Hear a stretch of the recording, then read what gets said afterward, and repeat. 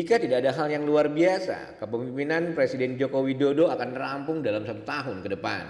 Presiden Jokowi sudah berkuasa di Indonesia selama 2 dekade alias 10 tahun kepemimpinan.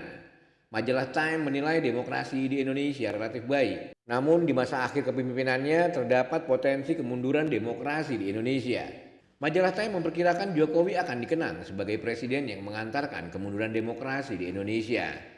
Dengan kata lain, Jokowi akan dicap sebagai bapak perusak demokrasi oleh sejarah Indonesia setelah purna tugas sebagai presiden. Seiring dengan berakhirnya 1 dekade pemerintahan Jokowi, ia mungkin akan lebih dikenal karena mengantarkan era baru kemunduran demokrasi, tulis Time. Majalah Time mengingat perjalanan seorang Jokowi hingga berhasil menjadi orang nomor 1 di Indonesia periode 2014-2024.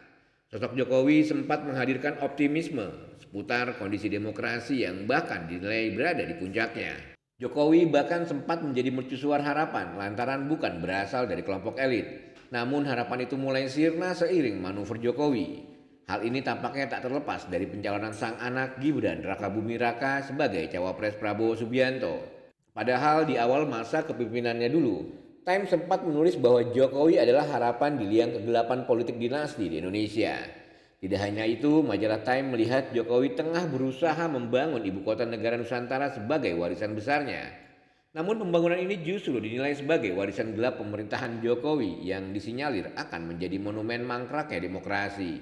Pertaruhan besar atas pembangunan IKN ini akan membuat Jokowi dalam titik nadir kekuasaan yang terekam dalam sejarah.